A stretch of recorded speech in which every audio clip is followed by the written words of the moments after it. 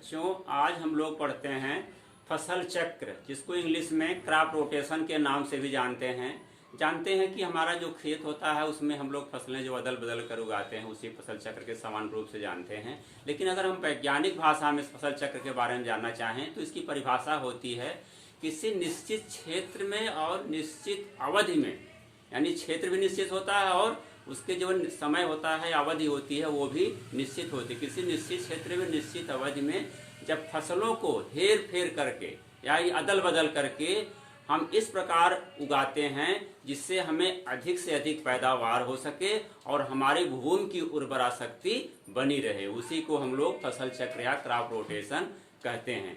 जानते हैं फसल चक्र अपनाने के लिए कुछ ऐसे सिद्धांत बनाए गए हैं कि जिससे हमारी भूमि की उर्वरा शक्ति बनी रहे और हमें अधिक से अधिक पैदावार भी मिलती रहे। तो फसल चक्र देखिए सिद्धांत क्या होता है, इसके बारे में थोड़ा सा हम लोग जानते हैं। इसका सिद्धांत है, इसके जो मुख्य सिद्धांत होते हैं फसल चक्र के लिए है, सबसे नंबर 1 पर सिद्धांत होता है कि इसमें होता है कि जो गहरे जड़ वाली फसल बोने के बाद जो हम अगली फसल बोएंगे वो उथले जड़ की होनी चाहिए। यानी जो गहरे जड़ मतलब टेप रूट के बाद जो होता है एडवेंटिशियस रूप, या जिसको छकड़ा जड़ के नाम से कहते हैं हम लोग, जिसे जानते हैं कि हमारी जड़ 2 प्रकार की होती हैं, तो वो फसलें उगाने चाहिए। जिससे क्या होता है, जब गहरे जड़ वाली फसल होती है, जानते हैं कि वो उसकी जड़ें काफ़ी गहराई में जाती हैं और जो अपना भोजन जो वहाँ पर न्यूट्रिएंट ग्रहण करती हैं वो जमीन के सब सॉइल या निचले सॉइल से ग्रहण करती हैं और ऊपर की हमारी जो फर्टिलिटी होती है वो मेंटेन रहती है। जब हम अगली फसल उगाएंगे तो जो ऊपर की हमारी फर्टिलिटी है वो फसल इस्तेमाल करेगी, इससे हमारी भूमि की उर्वरा शक्ति बनी रहती है। जैसे जो गहरे जड़ वाली फसल जड़ें होती हैं, देखिए इसी हमारा पौधा हो गया, ये जड़ें जाती हैं, ये गहरे जड़ की हो गई, और दूसरी होती है देखिए उथले जड़ की होती है, यहीं आसपास ही इसकी जड़ें सब यहीं पर हो जाती हैं। ये हमारी जो यहाँ तक ये इसकी यहाँ न्यूट्रिएंट यहाँ तक ले रही है और केवल यहीं ले रही है। तो जब हम लोग पहले सिद्धांत में है गहरी जड़ वाली फसलों के बाद उथली जड़ वाली फसलों को उगाना चाहिए। और नंबर 2 इसका जो सिद्धांत होता है वो होता है कि अधिक उर्वरक चाहने वाली या अधिक खाद और उर्वरक चाहने वाली फसलों के बाद कम खाद और उर्वरक चाहने वाली फसलों को बोना चाहिए। उसमें देखिए जो कुछ फसलें ऐसी होती हैं बहुत एग्जॉस्टिव क्रॉप बोली जाती हैं, जैसे आपका गन्ना है, आलू है, प्याज है, ये सब फसलें बहुत अधिक न्यूट्रिएंट चाहती हैं। कपास है, इसमें बहुत न्यूट्रिएंट की आवश्यकता होती है और लॉन्ग ड्यूरेशन की भी होती हैं। तो इसके लिए जो गन्ना और कपास हमारा बहुत लॉन्ग ड्यूरेशन का है, इसके लिए बहुत ही न्यूट्रिएंट चाहिए, एग्जॉस्टिव क्रॉप कही जाती है। तो उसके बाद हमें जो कम उर्वरक और खाद चाहने वाली फसलें होती हैं उसको बोना चाहिए। इससे फायदा होगा जो हम लोग सबसे अधिक उर्वरक दिए थे, गन्ना और कपास में सबसे अधिक उर्वरक दिए थे, जब अगली फसल बोएंगे तो उसमें कम उर्वरक देना पड़ेगा। और जो हमारी मिट्टी में पूरा उर्वरक जानते हैं पौधे इस्तेमाल नहीं कर पाते हैं, कुछ न कुछ उर्वरक उसमें रह जाता है, तो उसका उपयोग भी हमारी जो नेक्स्ट फसल होगी वो इस्तेमाल कर लेगी। जैसे देखिए हमारी जो एग्जॉस्टिव क्रॉप मुख्य रूप से होती है वो है गन्ना, जैसे गन्ना होती है, आलू है, आलू जैसे गन्ना के बाद हम लोग क्या गन्ना हम लोग जानते हैं सामान्य रूप से पेड़ी भी रखते हैं, एक बार कटिंग कर लिए फिर पेड़ी रख लिए, उसके बाद इसको करते हैं हम लोग गेहूं ले लेते हैं। तो गेहूं में देखिए बहुत कम इसमें उर्वरक देना पड़ता है। इसे आलू है, आलू के बाद देखिए हम लोग क्या करते हैं, जब आलू खुदाई होती है हमारी जनवरी फरवरी में, तो उसमें क्या करते हैं हम लोग प्याज ले लेते हैं। तो हमारी प्याज में जो क्या होता है बहुत कम उर्वरक देना पड़ता है। तो ये हमारी जो होती हैं एक दूसरा सिद्धांत हो गया। और तीसरा देखिए कि दलहनी फसलों बोने के बाद अदलहनी फसलें बोना चाहिए, तीसरा सिद्धांत हमारा है। दलहनी फसलें जानते हैं कि जितनी लिग्यूमिनस क्रॉप होती हैं हमारी, चना, मटर, उर्द, मसूर, ये सब जितनी हैं, मूंगफली, सब दलहनी फसलें हैं। तो दलहनी फसलें में ये विशेषता होती, सभी लोग जानते हैं कि उसमें जड़ों में जो होता है एक प्रकार का जीवाणु पाया जाता है, जिसको हम लोग पहले ही बताए हैं, राइजोबियम, ये जीवाणु होता है,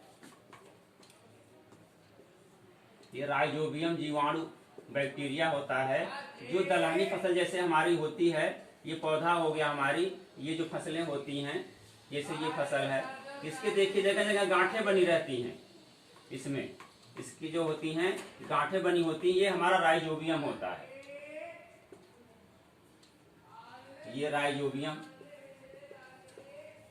बैक्टीरिया होता है। जानते हैं कि हमारे वायुमंडल में 78% जो होता है नाइट्रोजन पाई जाती है, तो ये वहाँ की नाइट्रोजन को इकट्ठा करता है और यहाँ पौधे को सप्लाई करता है और पौधे से अपना भोजन ग्रहण करता है। तो ये इसका आपस सिम्बियासिस जो होता है रिलेशन होता है दोनों का, म्यूचुअल को रिलेशन होता है, जिससे दूसरे को लाभप्रद देती रहती है। और जानते हैं जो दलहनी फसलों की विशेषता एक होती है कि इसमें जो होते हैं हमारे पत्तियां काफ़ी होती हैं, तो ये सड़ करके मिट्टी का रिस्टोरेशन करती हैं, यानी उसकी उर्वरता बढ़ाने में भी ये उर्वरक को पोषण प्रदान करती हैं। और जो बिना दाल वाली फसलें होती हैं, जानते हैं कि उसमें हम लोग कुछ होते हैं ऐसे जेटोबैक्टर होता है, जो स्पाइरिलम होता है, तो इस तरह का बैक्टीरिया होते हैं, उसमें भी नाइट्रोजन इकट्ठा करते हैं, लेकिन बहुत कम मात्रा में।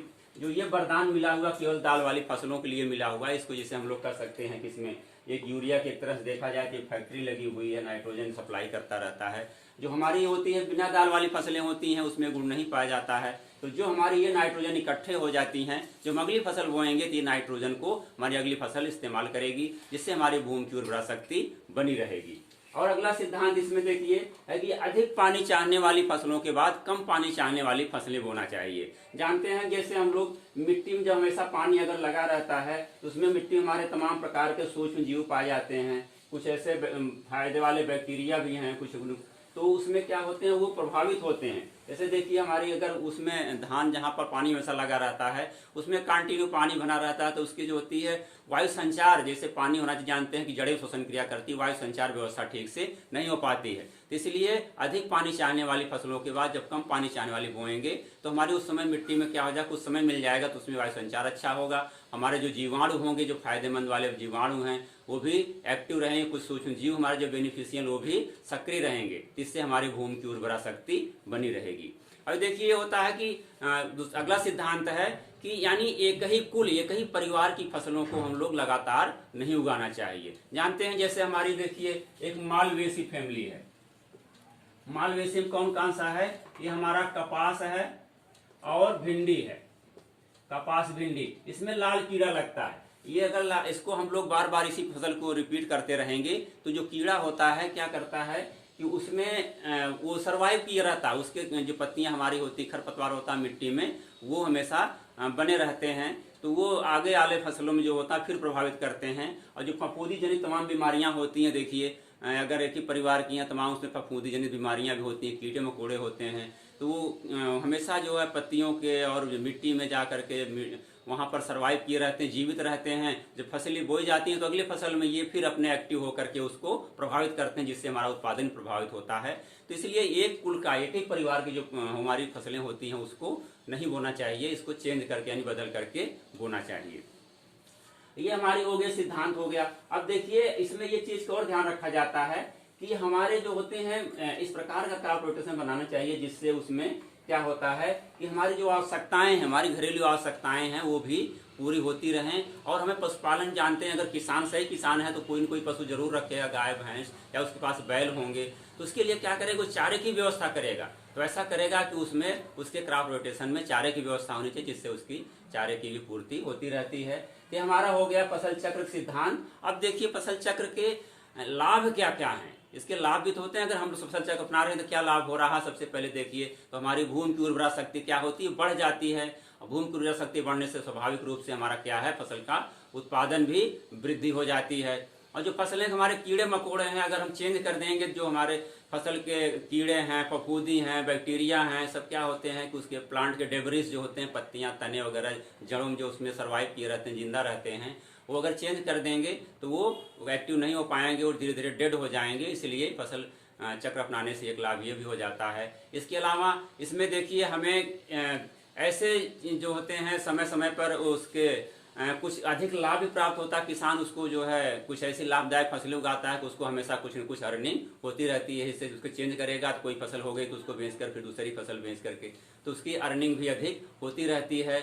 और भूमि की जो होती है हमारी भौतिक दशा, देखिए उसकी भौतिक दशा, जैविक दशा और रासायनिक दशा में भी फसल चक्र अपनाने से अच्छा प्रभाव पड़ता है और हमारी मिट्टी का सुधार भी होता है, मिट्टी की जो होती है प्रोडक्टिविटी बनी रहती है। ये हमारे उसके मुख्य मुख्य लाभ हो गए। अब देखिए इसको जब चुनाव करते हैं, फसल चक्र चुनाव करने के लिए उसका चुनाव करते हैं, selection of crop rotation, selection of crop rotation.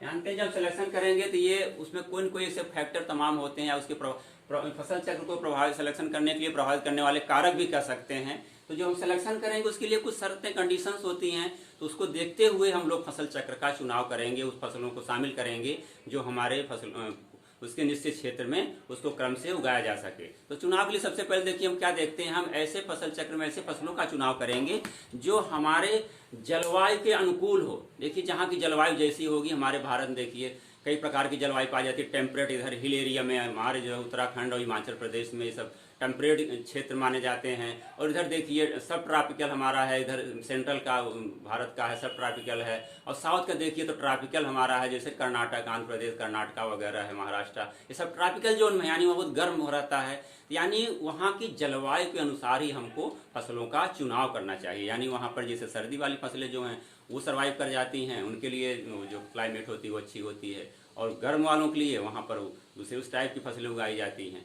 तो यह जलवायु का हो गया। दूसरा फिर देखेंगे हम लोग उसकी मिट्टी कैसी है, यानी भूमि कैसी है। अगर भूमि हमारी, क्या जानते हैं कि हर फसलों का नेचर होता है, कुछ फसलें होती हैं जो अधिक अम्लीय मिट्टी को लाइक करती हैं, कुछ फसलें ऐसी होती हैं जो कि क्षारीय मिट्टी को पसंद करती हैं, कुछ होती हैं जो एकदम उदासीन या न्यूट्रल सॉइल को सब पसंद करती हैं, उसमें सबसे अधिक पैदावार होती है। समान रूप से हमारी जो फसलें होती हैं वो 6.5 से लेकर के 7.5 pH मान तक, इस मान तक जो होता है सबसे बेस्ट माना जाता है फसलों के लिए। लेकिन कुछ फसलें हमारी जैसे होती हैं जो एसिडिक नेचर को पसंद करती हैं, जैसे हमारी आलू है, फूल गोभी है, ये सब होती हैं, सोयाबीन है, ये हमारे एसिडिक नेचर की मिट्टी को ज़्यादा लाइक करती हैं। 5.4 से 6 जो 5.5 से 6.6 अगर pH है तो उसमें बेटर प्रोडक्शन इनका होता है। कुछ हमारी से फसलें होती हैं जो कि ऊसर मिट्टी, देखिए ऊसर मिट्टी में जानते हैं उसका pH मान हमेशा 8.5-10 तक होता है, तो उसमें सभी फसलें नहीं सर्वाइव कर सकती हैं। तो उसके लिए कुछ फसलें ऐसी होती हैं जो सहनशील होती हैं, वहीं पर वहाँ पर उगाना चाहिए। जैसे हमारे देखिए ऊसर सहनशील फसलें मुख्य रूप से हमारी धान है, जौ है, और ये बरसीम है, राई है, सरसों है, ये सब ऊसर सहनशील फसलें हैं, वहाँ पर इसको हमें उगाना चाहिए। और कुछ फसलें ऐसी भी होती हैं जो कि न्यूट्रल सॉइल सबसे बढ़िया करती हैं, जैसे न्यूट्रल सॉइल हमारी मुख्य रूप से जितनी भी हैं ये फसलें होती हैं, सब सब्जियों की फसलें हैं, इसको उसमें ज़्यादातर उगाया जाता है। और अनाज की फसलें भी हैं हमारी, जैसे गेहूँ वगैरह भी हैं, ये सब न्यूट्रल सॉइल में बहुत बढ़िया प्रोडक्शन देती हैं। इसके अलावा देखिए कुछ मिट्टी ऐसी भी होती हैं जिसमें उसका नेचर होता है, कुछ बलुई मिट्टी होती है। बलुई मिट्टी में जानते हैं कि हम लोग जो बलुई दोमट टाइप मिट्टी होती है उसमें ऐसी फसलें उगाएंगे जो उसको लाइक करती है। सब्जी वाली फसलें होती हैं बलुई दोमट ज़्यादा उसको ग्रो किया जाता है, जैसे हमारी आलू की फसल है और ये मूंगफली की है, तो ये बलुई मिट्टी में जो होती है, बलुई दोमट मिट्टी में, उसमें क्या होते हैं, इसके जो कंद होते हैं और मूंगफली की फलियां होती हैं वो अच्छे से ग्रो कर लेती हैं, डेवलप कर लेती हैं, क्योंकि मिट्टी थोड़ी सॉफ्ट होती है। अगर उसको हम लोग मूंगफली और ये आपकी आलू अगर हम लोग क्ले सॉइल में, चिकनी मिट्टी में अगर हम बो देते हैं तो क्या होगा, मिट्टी इतनी कम्पैक्ट, इतनी घनी होती है कि उसके कंद को और उसकी फलियों को बढ़ने नहीं देगी। तो मिट्टी के हिसाब से हम लोग फसल का चुनाव करेंगे।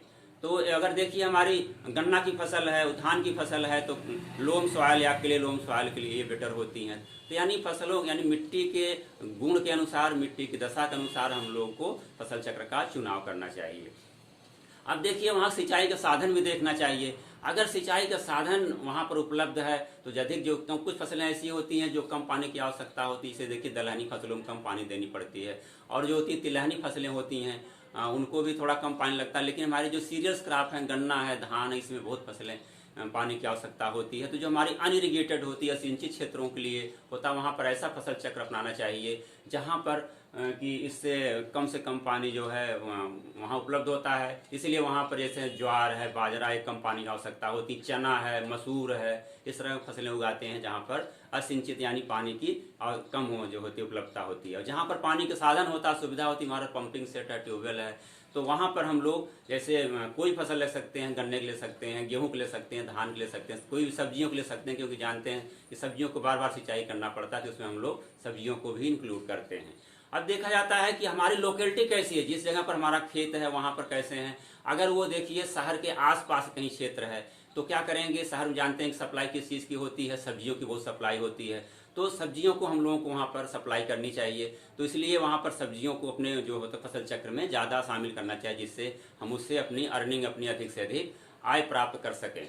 इसके अलावा और भी देखा जाता है कि देखिए जो हमारी फसल होती है कि अपने किसान आवश्यकता के अनुसार ही उसको निर्धारित करता है फसल चक्र को। भाई हमारी आवश्यकता है अनाजों की है, तिलहन की है, दलहन की है, और शुगर क्रॉप की है, तो अपनी आवश्यकता के हिसाब से भी किसान फसल चक्र का चुनाव करता है। और देखा जाता है अगर कोई इंडस्ट्री है, वहाँ पर शुगर इंडस्ट्री है, वहाँ की लोकेशन में देखा जाए गन्ना की कोई फैक्ट्री है, तो वहाँ पर क्या करे किसान की गन्ना उत्पादन करेगा, जिससे उसे वहाँ से अर्निंग होती रहेगी। अगर आवागमन का साधन बढ़िया है, शहर का देखा जाए तो कहीं दूर भी है, अगर वहाँ रोड है, रोड की इंफ्रास्ट्रक्चर अच्छे हैं, तो वहाँ पर किसान के जो होता है कि जो साधन ले जाने में होता है, सब्जी कम समय में लेकर के वो बाजार पहुँच सकता है, जिससे उसको अच्छा मूल्य मिल सकता है। और कुछ और भी ऐसे कंडीशंस होती हैं जो सिलेक्शन के होता है कि कुछ सरकार के रूल्स रेगुलेशन भी होते हैं, उसके हिसाब से हम लोग फसल चक्र अपना सकते हैं। जानते हैं कि ये कुछ फसलें ऐसी होती हैं, जैसे हमारा ये है अफीम है, अफीम के लिए क्या करता सरकार लाइसेंस देती है, सब किसान नहीं उगा सकते अफीम को। जैसे जानते हैं लोग अफीम है, चरस है, ये सब चीज़ों को क्या करते हैं लोग नशा के रूप प्रयोग करते हैं, लेकिन इसका मेडिसिनल यूज दवा के रूप में भी हम लोग बहुत प्रयोग होता है, इसका तमाम दवाएं बनती हैं। तो अफीम की खेती करने के लिए क्या होता है गवर्नमेंट लाइसेंस देती है, जिनको केवल वही किसान उगा सकते हैं। जैसे बाराबंकी में है, अफीम की खेती काफ़ी होती है, वहाँ पर उसके जो फूल आते हैं तो उसमें चीरा लगाते हैं, तो एक सफ़ेद गोंद रंग का गोंद टाइप का उसके फूल से रस निकलता है, तो उसको साफ करके इकट्ठा करते हैं और उसको फिर जो है सरकार के कस्टडी में ही बेचते हैं। कुछ परसेंट अपने पास रख सकते हैं, लेकिन ज़्यादा से ज़्यादा सरकार को ही उसको बेचना पड़ता है। तो ये सरकार के कुछ नियम कानून होते हैं, उसके लिए होता है। तो जो हमारी देखिए फसल चक्र की तमाम ये कंडीशन शर्तें हो गई। इसके अलावा देखिए हमारे उत्तर प्रदेश में देखा जाए तो हमारी कितनी जलवायु क्षेत्र है, जिसे बताया था कि जलवायु के आधार पर फसलों का फसल चक्र हम लोग निर्धारित करते हैं। हमारे उत्तर प्रदेश में जो है, उत्तर प्रदेश में 9 जलवायु क्षेत्र हैं। ये आता है कंपटीशनों में भी, हमारे उत्तर प्रदेश कितने जलवायु, पहले 10 जलवायु क्षेत्र थे, जब ये उत्तराखंड अलग हो गया तब 9 जलवायु क्षेत्र रह गए, पहाड़ी क्षेत्र का सेपरेट हो गया, तो 9 जलवायु क्षेत्र ये हमारे उत्तर प्रदेश में है। और देखा जाए भारत में कितने हमारे जलवायु क्षेत्र हैं, कृषि जलवायु क्षेत्र बोलते हैं इसको, कृषि जलवायु क्षेत्र, कृषि जलवायु क्षेत्र। कृषि जलवायु क्षेत्र उत्तर प्रदेश में कितने हैं, 9 हैं, और भारत में कितने हैं, 15 हैं। 15 कृषि जलवायु क्षेत्र है, यानी हर एक जलवायु की कुछ न कुछ कंडीशन होती है। वहाँ पर कहीं ज़्यादा गर्मी पड़ रही, कहीं कम गर्मी पड़ रही, कहीं अधिक वर्षा हो रही, कहीं कम वर्षा हो रही है, तो उसके हिसाब से हम लोग इसको निर्धारित करते हैं। भारत 15 और उत्तर प्रदेश में 9 जलवायु क्षेत्र हैं, तो सभी के लिए अलग अलग जलवायु क्षेत्रों का जो है रिकमेंडेशन किया गया है। तो देखिए हमारे उत्तर प्रदेश जो 9 जलवायु क्षेत्र बनाए गए हैं, उसके लिए सरकार की तरफ से अलग अलग जलवायु जो होते हैं फसल चक्र का एक रिकमेंडेशन की गई है। तो उस हिसाब से किसान वहाँ पर जैसे वहाँ की जलवायु है, वहाँ के मिट्टी कंडीशन उस हिसाब से किया गया है। जैसे देखिए हमारा जो होता पश्चिम उत्तर प्रदेश का है, वहाँ पर मुख्य रूप से फसलें हमारी उगाई जाती हैं। आप देखिए हमारा हो गया उसमें जो बरसात के सीजन में हम लोग फसल चक्र शुरुआत करते हैं हमेशा जून से, मई जून से हम लोग शुरुआत करते हैं और लास्ट जुलाई तक उसको खत्म करते हैं फसल को, तो 1 वर्ष का उसको समय मानते हैं। जैसे हम लोग जुलाई में क्या करते हैं, मक्का ले लेते हैं, मक्का बो दिए, मक्का के बाद क्या लिए, आलू ले लिए, मक्का के बाद आलू लिए, आलू के बाद गन्ना ले लिए। ये हमारी फसल चक्र क्या हो गई, 2 वर्ष की हो गई। देखिए यानी हम जोड़ते हैं भाई, 1 वर्ष हमने मक्का लिया जुलाई में, अगले साल जुलाई, इसको जब बोएंगे फरवरी मार्च में बोएंगे, अगले साल गन्ना हमारी खड़ी रहेगी, तो 2 वर्ष हो गए। अगर हम पेड़ी में रखते हैं तो क्या हो गया, ये 3 वर्ष की फसल चक्र हो जाएगी। अगर हम देखिए उस समय ले लिए ज्वार ले लिए, ज्वार के बाद मटर ले लिए, तो ये हमारा क्या हो गया, 1 वर्ष की फसल चक्र हो गया। यानी फसल चक्र को हम लोग मुख्य रूप से 1 वर्ष जो 1 वर्षीय होती है, 2 वर्षीय या 3 वर्षीय जो होती है वर्ष तक, इस तरह से फसलों 4 वर्ष तक भी हम लोग फसल चक्र ऐसा बनाते हैं कि हमारा खेत में 4 वर्ष तक इंगेज रहता है, तो इस तरह से बनाते हैं।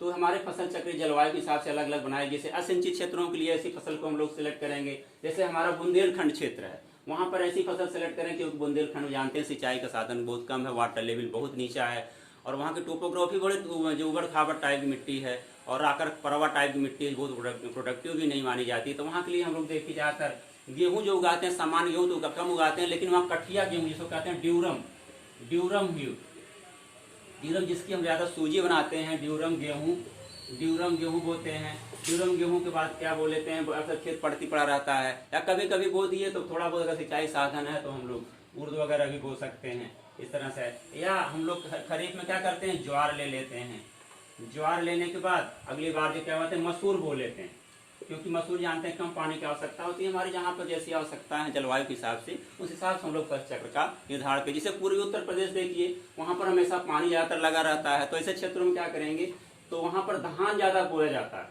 क्योंकि धान जरूर रहेगा उस फसल चक्र में। जैसे वहां पर देखिए जो हमारा शुरुआत होती है धान से होती है, धान कटने के बाद क्या बोल लेते हैं हम लोग, कभी मटर बोल लेते हैं या कभी चना बोल लेते हैं, इस तरह से बोल लेते हैं। और उसके बाद मटर काटने के बाद क्या होता है, अक्सर खेत खाली रहता है, फिर अगले साल हम लोग क्या करते हैं गेहूँ। तो क्या कर कुछ फसल चक्र ऐसी होती है हम लोग बार बार रिपीट करते हैं, लेकिन ऐसा नहीं होना चाहिए। हम लोग इस तरह से करते हैं। कभी कभी होता है कि हरी खाद ले लेते हैं, हरी खाद ले लिए गर्मी महीने में, फिर धान ले लिए, इस क्योंकि पानी लगा रहता है तो विकल्प होते हैं। इसके अलावा हम कुछ दलहनी बीच में जैसे अरहर यहाँ ले लिए, अरहर ऊंचे वाले क्षेत्र, ऊपर हार जहाँ ऊंचे का क्षेत्र होता है वहाँ ऊपर हार बोलते हैं, और अपलैंड जिसको कहते हैं, क्योंकि वहाँ पानी कम लगता है। ये लिग्यूमिनस क्रॉप है, अगर पानी लगेगी तो ये उकट जाती है, उठा विल्ट बीमारी लग जाती है।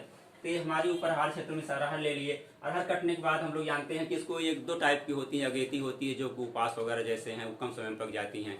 इसको अरहर के बाद हम लोग, हमारी गर्मी में खेत खाली रहता है, अगर 60 डिवीजन लिए उपास जैसे एक वैरायटी है उपास, उपास वैरायटी जो होती है 120 बोली जाती है, तो इसको हम लोग क्या करते हैं, क्योंकि कट जाती है तो इसको हम लोग गेहूं भी ले सकते हैं। इस प्रकार के करते हैं। ये हमारी फसल चक्र हो गई मुख्य रूप से। और फसल चक्र के बाद देखिए हमारा हो गया कि अलग अलग जानते हैं, इसे भारतवर्ष में जैसे उत्तर प्रदेश का निर्धारित है 9 क्षेत्रों में, जलवायु क्षेत्रों में, वैसे भारत के 15 जलवायु क्षेत्रों में भी फसल चक्र का अलग अलग मानक है। तब हम लोग देखिए फसल चक्र के अब आधुनिक अवधारणा क्या, क्योंकि जानते हैं पुराने सिस्टम में हमारी फसल चक्र थी, अब आधुनिक अवधारणा एक बन चुकी है कि वैज्ञानिक लोग कह रहे हैं कि अब देखिए पहले था कि हमें फसल चक्र में था कि अधिक गहरी जड़ वाली फसल के बाद क्या होता है, कम गहरी जड़ वाली फसल को बोना चाहिए, और दलहनी फसल के बाद बिना दलहनी वाली फसल, अधिक सिंचाई के बाद कम सिंचाई वाली, अधिक जो कीड़े मकोड़े लगने वाले बाद कम कीड़े मकोड़े। इस प्रकार जो कंडीशंस थी, यानी हमारे जो रिसोर्सेज थे। देखिए फसल चक्र में एक पॉइंट और भी इंपॉर्टेंट होता है निर्धारित करने के लिए, जो फसल चक्र इस प्रकार बनाना चाहिए जो हमारे पास रिसोर्सेज हैं, जो हमारे पास बैल है, ट्रैक्टर है, मैकेनाइज जो भी हमारे यंत्र हैं, जो हमारे लेबर हैं, जो हमारे खाद, उर्वरक, कीटनाशक, खरपतवार नाशक उपलब्ध हैं, उसको देखते हुए फसल चक्र बनाना चाहिए। जो हमारे परिवार के हैं या मजदूर हमारे पास उपलब्ध हैं, तो फसल चक्र ऐसा बनाना चाहिए जिसका पूरे वर्ष उपयोग होता रहे। यानी कोई नहीं कि हमारे सब मजदूर बैठे हुए हैं, तो ऐसी फसलें उसमें इंक्लूड करना चाहिए जो कि लेबर कंटिन्यू उसमें लगा रहे, सबको रोजगार भी मिलता रहे और उत्पादन बढ़ता रहे, हमारी मिट्टी की उर्वरा शक्ति भी बनी रहे। तो हमारे हो गई। अब देखिए आधुनिक अवधारणा क्या है इसकी, मॉडर्न फसल चक्र की आधुनिक अवधारणा, आधुनिक अवधारणा कहते हैं इसको, मॉडर्न कॉन्सेप्ट इसको कहते हैं, मॉडर्न कॉन्सेप्ट। मॉडर्न कॉन्सेप्ट क्या है पहले जानते हैं कि अभी हम लोग बताया कि इसकी फसल चक्र पुरानी अवधारणा थी, इस तरह से थी। अब देखिए क्या हो रहा फसल चक्र में, इसमें वैज्ञानिक लोग कह रहे हैं कि भाई किसान को चलो बहुत समय लगता है उसमें, इस तरह से फसल उगाएगा, लेकिन वर्तमान में जो हमारी जनसंख्या बढ़ रही है, देखिए इसमें भारत की जनसंख्या कितनी हमारी हो गई है। देखिए भारत की जनसंख्या करीब पहुंच गई है 130 यानी करोड़ पहुंच गई है, 100 मिलियन यानी 1 करोड़ 30 अरब, 1 अरब 30 करोड़, 1 अरब 30 करोड़ करीब वर्तमान में है। ये वर्तमान का है, वर्तमान भारत की जनसंख्या इतनी है। और ये जाकर के 2030 तक नीति आयोग ने 2018 में एक अनुमान जारी किया था। तो नीति आयोग के अनुसार 2030 में जो भारत जनसंख्या होगी वो 1 अरब 50 करोड़ 10 लाख,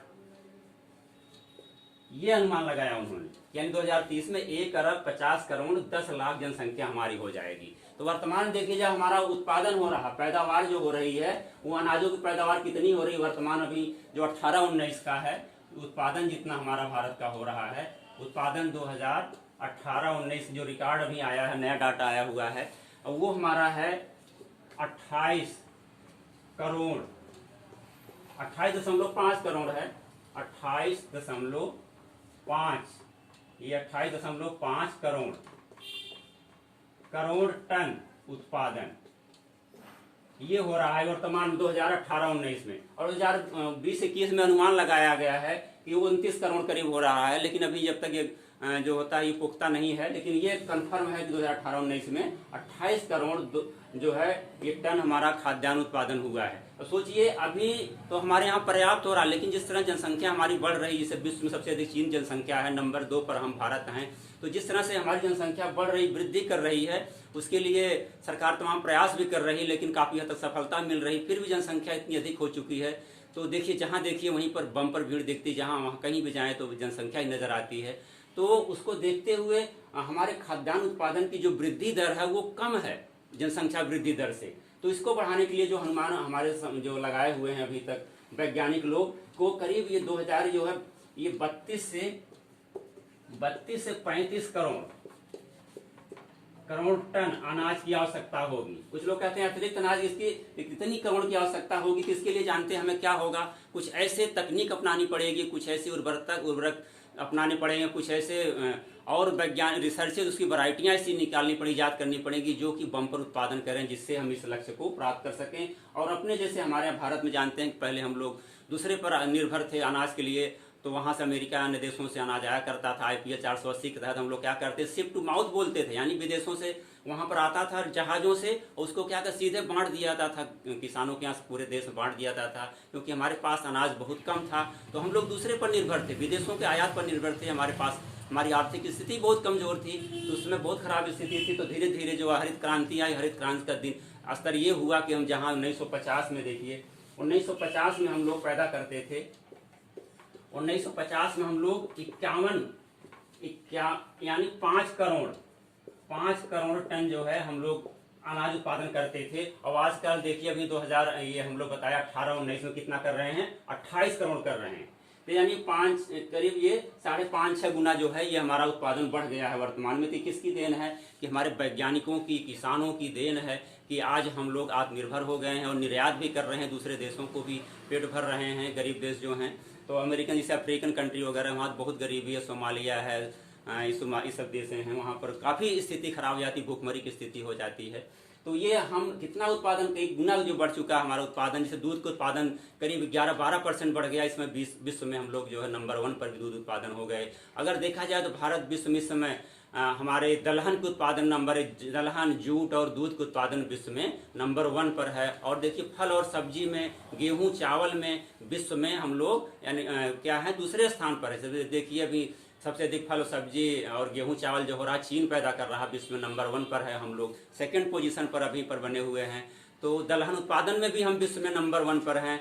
तो काफ़ी कुछ सुधार हुआ है और आवश्यकता है, हमें उम्मीद है कि जैसे हमारी जनसंख्या अगर ये हो जाती है 1 अरब 54 करोड़ हो जाती है, 10 लाख हो जाती है, तब भी हम लोग अपने लक्ष्य को जिस तरह से जिस वृद्धि हो रही, सरकार भी प्रयास कर रही है, किसान भी प्रयास कर रहा है, हम लोग खेती कर रहे हैं, इस तरह से नए तकनीक अपना रहे हैं, नई नई वैरायटियाँ आ रही हैं, उसको चाहे पोषकता को ध्यान रखते हुए, चाहे उत्पादकता को ध्यान रखते हुए जो प्रजातियाँ आ रही हैं वो हम सब के लिए बहुत ही फायदेमंद और लाभदायक हैं। तो हम लोग उस लक्ष्य को प्राप्त कर लेंगे। तो उसको जो हमारा मॉडर्न कंसेप्ट कह रहा है, जो फसल चक्र का पुराना कंसेप्ट वही बताया, आप लोग जान लिए क्या है। अब मॉडर्न कंसेप्ट क्या कह रहा है, जो आधुनिक विचारधारा क्या कह रही फसल चक्र के बारे में, ये कह रही है कि अगर हम लोग ऐसे फसल चक्र अपनाएंगे उत्पादकता और बढ़ाने के लिए अपने खेत की, तो हमारे जो लक्ष्य हैं, हमारी जनसंख्या के अनुपात में हमारा उत्पादन नहीं हो पाएगा। तो उसके लिए हमें क्या करना चाहिए कि वैज्ञानिकों ने यह सिद्ध कर दिया कि यानी हम फसलों की जितनी उर्वरक की आवश्यकता होती, न्यूट्रिएंट की आवश्यकता होती है, उसको तो हम लोग ऐसे हमारे पास उर्वरक उपलब्ध हो गए, क्योंकि पहले उतने उर्वरक नहीं थे, तो हम लोग हरी खाद उगाते थे और हरी खाद से जो है उसकी पूर्ति होती रहती थी, उर्वरक की मात्रा, तो हमारी अगली फसल होती थी, सीजन हम लोग पड़ती रखते थे, फिर गेहूं बोते थे, तो जो उर्वरक हमारा उसमें रिस्टोर होता था तो अगली फसल के लिए काम आता था। लेकिन वर्तमान में देखा जाए तो हमारे पास ऐसे उर्वरक आ चुके हैं, संतुलित उर्वरक दे करके हम अधिक से अधिक पैदावार ले सकते हैं। तो ये उर्वरक के अलावा देखिए जो हमारे कार्बनिक पदार्थ पहले हम लोग हरी खाद या इस तरह पे देते, जीवांश खाद देते थे, तो जीवांश पदार्थ की पूर्ति के लिए वैज्ञानिकों ने कहा कि हमारे पास जो फसल काटते हैं उसकी पत्तियां गिरती हैं, उसकी जड़ें हैं, तो इसे धान देखिए आजकल काटा जा रहा, तो उसके जो होते हैं नहीं पुआल जो होता खेत में ही लोग जला रहे हैं, न करके उसको हम लोग मैनेज करके खेत में ही मैनेज करके उसकी जो होती है हमारी भूमि की जीवांश पदार्थों की मात्रा भी हम पूरी कर सकते हैं, उर्वरक की मात्रा भी हम लोग हमारे पास उपलब्ध, हम उर्वरक दे सकते हैं, पूरी जीवांश पदार्थ दे सकते हैं। उसके अलावा रही बात कीड़े मकोड़े और बीमारियों की, तो उसके लिए हमारे पास देखिए तमाम पेस्टिसाइड में आ गया है, इंसेक्टिसाइड है, फंजीसाइड है, वीडीसाइड खरपतवार नाशी, कीटनाशी और फफूंदीनाशी सब दवाएं आ चुकी हैं, जिससे हम लोग कोई बीमारी लगती है तो उसको नियंत्रित कर सकते हैं। इस प्रकार हम देखें तो किसान अब स्वतंत्र हो गया। किसान चाहता है कि हम ऐसी फसल इंक्लूड करें अपने फसल चक्र में जिससे हमें अधिक से अधिक उत्पादन प्राप्त हो और उत्पादन से अधिक हमको आय प्राप्त हो सके, जिससे वो अपने कार्यों को सामान्य रूप से जो है संपन्न कर सके और भारत के विकास में अपना योगदान कर सके। तो इस तरह से आधुनिक विचारधारा में, लेकिन जहाँ पर ये सुविधाएं नहीं हैं, ये आधुनिक विचारधारा की जो सुविधाएं भी बताएं अगर ये नहीं है तो किसान पुरानी अवधारणा जो हमारी बनी हुई है उसको अपनाने पर उसको ज़्यादा लाभप्रद है। लेकिन हम आधुनिक अवधारणा को मान तो रहे हैं कि हमारे पास उर्वरक खूब आ गया है और ये आ चुकी हैं जितने भी पेस्टिसाइड हैं, फंजीसाइड, वीडीसाइड और इंसेक्टिसाइड। तो लेकिन इसकी देखिए वर्तमान में जिस तरह से हम फिर बैक हो रहे हैं, यानी कहते हैं इतिहास अपने आप को दोहराता है, तो वही इतिहास दोहरा रहा वर्तमान में। अब वैज्ञानिक लोग क्या कह रहे हैं कि हम लोग इतना उर्वरक और पेस्टिसाइड इतना अधिक खेतों में प्रयोग कर चुके हैं, फसलों में प्रयोग कर चुके हैं, उसका दुष्परिणाम हमारे शरीर के ऊपर परिलक्षित होने लगा है। सब लोग किसी न किसी बीमारियों से ग्रसित हो रहे हैं, उसका साइड इफेक्ट आ रहा है। हमारा नाइट्रोजन अधिक डालने से क्या हो रहा है, लीच हो रहा है, जो नाइट्रेट है वो जा करके पानी मिल रहा है, तो नाइट्रेट कहीं कहीं रिसाइकिल होकर के हमारे आपके शरीर में आ रहा है, वो कहीं कहीं प्रदूषित कर रहा है, हमारे हेल्थ को खराब कर रहा है। उसके अलावा तमाम जो हम लोग पेस्टिसाइड प्रयोग करते हैं कीड़े मारने के लिए, खरपतवार नष्ट करने के लिए और फफूंदी नष्ट करने के लिए सब केमिकल यूज कर रहे हैं, तो फसलों से वो एब्जॉर्ब करता है, फसलों से अनाज में आता है, या उसका जो हम लोग एडिबल पार्ट जो भी खाते हैं, पत्ती, अनाज, जो भी जड़ तना खाते हैं, वो कहीं न कहीं रिसाइकिल होकर के घूम करके कहाँ आ रहा है, हम ही आप इस्तेमाल कर रहे हैं, उसको उपभोग कर रहे हैं। पशु खा रहा है तो वो दूध दे रहा है, तो कहीं न कहीं से हम लोग इस्तेमाल उपभोक्ता हैं मुख्य रूप से। तो उपभोग करने के बाद क्या हो रहा है, उसका साइड इफेक्ट जो है हमारे शरीर में आ रहा, तो हम कहीं कहीं क्या है एक बीमारियों का भंडार बन चुके हैं। तो इसलिए डॉक्टर भी कहते हैं कि आप अपने खान पान पर बहुत संयम से रखें और जो तमाम पेस्टिसाइड यूज हो रही है उसको कम से कम इस्तेमाल करें। तो अब ये कह रहे हैं इतिहास अपने आप को दोहरा रहा, तो देखिए दोहरा रहा, तो वैज्ञानिक लोग कह रहे नहीं, अब हम फिर परंपरागत खेती की तरफ जाएं, तभी हमारा जो कल्याण होगा, नहीं तो हम तमाम बीमारियों का जो है भंडार बने रहेंगे। तो पुरानी परंपरा क्या थी कि हम लोग उसमें जीवांश खाद, गोबर की खाद, कंपोस्ट की खाद और हरी खाद खूब प्रयोग करते थे, तो हमारे खेत क्या थी, जो वाटर होल्डिंग कैपेसिटी थी, उसमें जो जीवांश पदार्थ की मात्रा थे, सूक्ष्म तत्वों की मात्रा थी, सब पर्याप्त मात्रा, जो जीवाणु थे, सूक्ष्म जीव थे, सब पर्याप्त मात्रा में थे। इससे हमारा उत्पादन भी खूब होता था, हमारी जो सॉइल की जो होती थी प्रोडक्शन की स्टेबिलिटी जो थी बनी रहती थी, उसकी आंत जो कहते हैं मजबूत रहती थी। वर्तमान में क्या हो गया, हमारी मिट्टी भी देखिए चटोरी जिसे कहते हैं, चटोरी माने क्या होता है, जो बार बार खाने की लत पड़ जाए। तो अगर हम लोग खेत में उर्वरक न डालें इस समय, तो देख लीजिए अगर आप बिना उर्वरक के कोई फसल बो आ जाइए तो आप देखिए आपके खेत में गट्ठर बनना मुश्किल हो जाएगा। अपने आप से इतना तत्व उसमें उपलब्ध नहीं है कि वो इतना अधिक उत्पादन दे सके कि आप अपने जीवन निर्वाह कर सकें और अपने जो घर के खर्चे के लिए आय प्राप्त कर सके। इसलिए कहावत कही जाती है, जो एक्चुअल किसान होता है अगर उसके पास देखा जाए तो इतनी स्रोत नहीं होता है, आय के स्रोत कहीं बाहर से नहीं है, तो कहते हैं किसान जो होता है कर्ज में पैदा होता है, किसान का बेटा कर्ज में पैदा होता है और कर्ज में जीता है और कर्ज में ही मर जाता है। तो वो पुरानी कहावत थी। तो कहीं न कहीं देखिए आज भी हमारा किसान जो आत्महत्या करने के लिए मजबूर हो रहा है, तो जबकि सरकार बहुत प्रयास कर रही है कि उसकी आय दोगुना करने के लिए कर रही, तमाम अनुदान दे रही, सुविधाएं दे रही हैं, तमाम इंसेंटिव्स उसको मिल रहे हैं, उसके बावजूद भी किसान की स्थिति देखा जाए तो उतनी अच्छी नहीं जितनी होनी चाहिए। इसलिए ये सलाह किसानों से है, सभी भाइयों से सलाह हमारी है उनको भी कि आप लोग पुनः हमारी जो परंपरागत खेती थी, जैविक खेती जिसको हम लोग कहते थे, आज उसी जैविक खेती को प्राथमिकता दी जा रही। सस्टेनेबल एग्रीकल्चर या इको फ्रेंडली एग्रीकल्चर हम कहते हैं जिसको, मित्रवत खेती हमारी होनी चाहिए। मित्रवत खेती क्या है, यानी जो हमारी उर्वरक की मात्रा थी वो क्या हुई, इंटीग्रेटेड उर्वरक मैनेजमेंट होता है। यानी हम उर्वरक की मात्रा तो दें, पहले हम अपने जीवांश पदार्थों से दें, हरी खाद से, नेडेव कंपोस्ट से दे दें, वर्मी कंपोस्ट से दें और ये हरे गोबर की खाद से दें, उससे पूर्ति करें। उसके अलावा जब जरूरत पड़ती है तब हम उर्वरक का प्रयोग करें। और उर्वरक में क्या करें, बायो फर्टिलाइजर का प्रयोग करें। जानते हैं उसमें राइजोबियम, जियोटोबैक्टर, इस तरह बैक्टीरिया, जोरोस्पाइरिलम, ये जो हमारे जीवाणु हैं ये क्या हैं,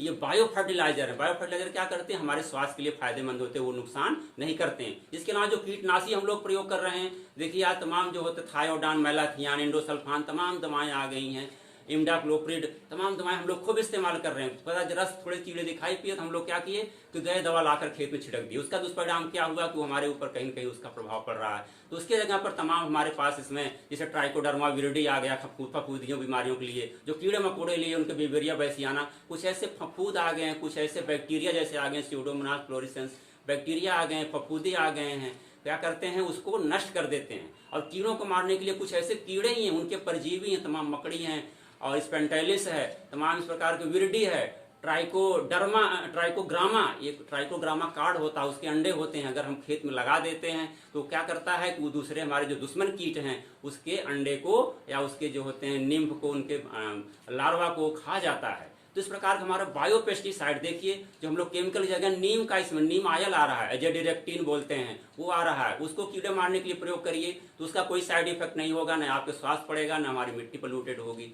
तो जो हमारी आधुनिक अवधारणा है उसको तो अपनाइए, लेकिन हम लोग जैविक खेती को ध्यान रखते हुए, यानी केमिकल का कम से कम, बहुत ही लास्ट स्थिति जब कोई विकल्प न हो, यानी हमारे जो जैविक, चाहे खाद हो, जैविक कीटनाशक हो, जैविक फफूंदी नाशक हो, जैविक खरपतवार नाशक हो, उसको इस्तेमाल करने के बाद, या मैनुअल हम लोग हाथ से भी कर सकते हैं, करने के बाद अगर तब भी नहीं कंट्रोल हो रहा है तो सबसे लास्ट विकल्प हमें जो है रसायन का प्रयोग करना चाहिए। नहीं तो कोशिश करें कि करते करते जो है वो अपने आप नियंत्रित हो जाएगा, हमारी फसलें सुरक्षित रहेंगी। जब फसलें सुरक्षित रहेंगी उसका उत्पादन अच्छा होगा और किसान भी, उसकी आय भी अच्छी होगी। किसान जब खुशहाल होगा तो हमारा पूरा देश खुशहाल होगा। और जब सब हमारे जो जैविक प्रोडक्ट आ रहे हैं, इसमें देखिए मार्केट में आ रहे हैं, उसके रेट भी अधिक होते हैं। लोग गेहूं, सब्जियां तमाम जैविक, उस पर बोर्ड लगे रहते हैं। तो जैविक प्रोडक्ट जब हम लोग इस्तेमाल करेंगे तो निरोग रहें, स्वस्थ और निरोग रहेंगे। जब हर एक इंसान स्वस्थ निरोग रहेगा तो देश खुशहाल रहेगा। तो आज इस लेसन को हम लोग यहीं समाप्त करते हैं, फसल चक्र को। इसको हम लोग विस्तार से पढ़ लिए, इसको आप लोग ध्यान से पढ़िएगा और जो चीज़ न समझ में आए तो दोबारा भी कॉल करके हमसे संपर्क करके पूछ सकते हैं। तो आज लेसन को ही समाप्त करते हैं, अगली बार अगले क्लास में फिर मिलेंगे। धन्यवाद।